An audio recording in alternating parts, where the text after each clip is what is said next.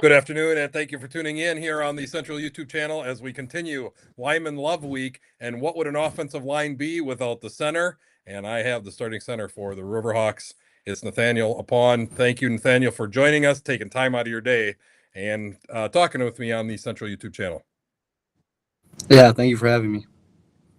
Nathaniel, a quiet guy, so I'm glad he is agreeing to. A lot of those offensive linemen are quiet guys. They don't like the attention on them.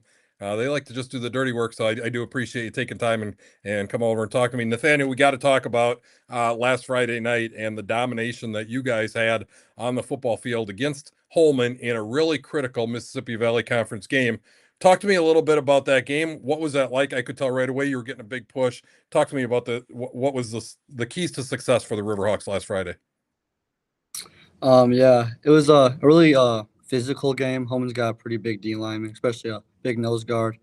I think that we just had a good week of practice, and we were communicating well up front, talking stuff out before plays happened, and yeah.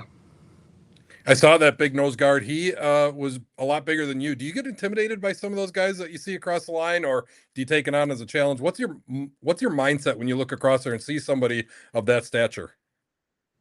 Personally, I take it on as like a challenge. I don't really get intimidated because in practice I have to go up against T or Steven, Yeah. and they give me really good looks. So I'm usually pretty prepared for the big guys before Friday night. And I was not watching up front, but did you take him on solo, or were there a lot of double teams on him, or how did you handle him? He was a real big, strong guy. We had a lot of double teams, but there was times where I had to go one on one with them too, though. And did you hold up? Yeah, most times. Sometimes he got me, but most of the time I was doing my job well. And that's all you can ask, right? Win most of the battles, and that leads to a victory for the Riverhawks. Been certainly impressed, Nathaniel, with you and that entire offensive line this year.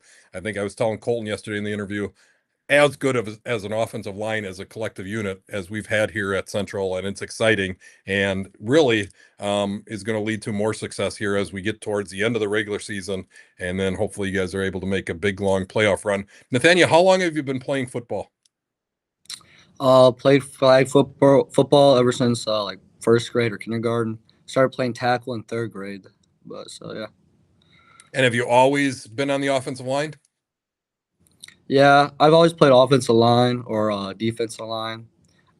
Earlier on in my years, I played some running back and linebacker, but that was like maybe like third and fourth and fifth, and then kind of just stick with offensive line and defensive line because better options like Gavin Shepard. So Yeah, absolutely. I mean, you got a stable of running backs, so they need to put you where they can use you. Do you like playing offensive line? Do you wish you could play a different position, or have you really kind of come to love that position?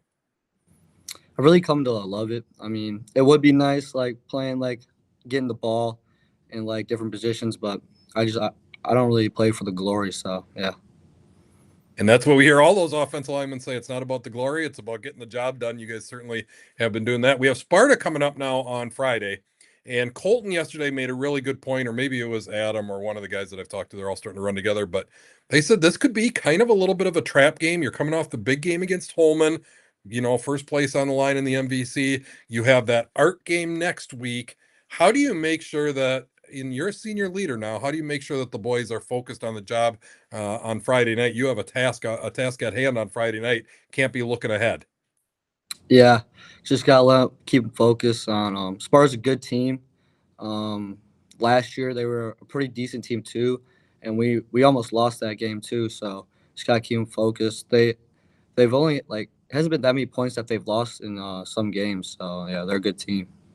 I think I heard Joel talking to Coach Olson about that and said it's something like 20 points separates them from being 4-1 in the conference as well. So they've had some tough luck. You can bet they're going to come with their best game, a chance to knock you guys out of that top spot in the MVC. So I have confidence that you'll be able to get those guys on the front line ready. They'll probably be ready anyway. But talk to me a little bit about being a senior on this team. How has that changed? So I know that you've played at the varsity level for a number of years now, but being a senior is different. What are some of the roles that are different for you now as a senior leader?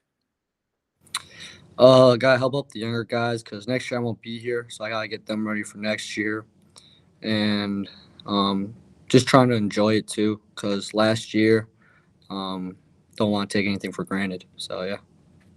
Absolutely. You got to live in the moment as it'll be gone before we know it. And so enjoy every single Friday night that you get to run out on the field. And I know that I'm enjoying watching you guys from afar. And uh, hopefully you can keep this string of great games going here as we have Sparta on Friday night. Last question for you. I asked Colton yesterday, and I'm going to ask you.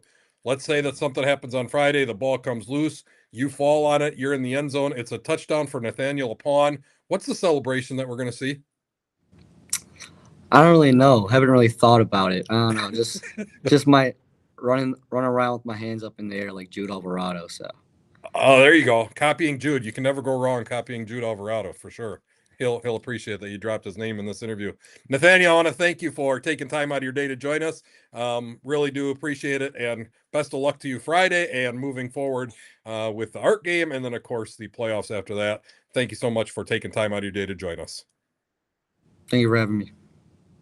Viewers, remember that we have a doubleheader for you tomorrow night. Dual action going on as we have the volleyball team at home, and that's a big Mississippi Valley Conference matchup. The volleyball team played very well yesterday against Toma. Hopefully, you tuned in for that.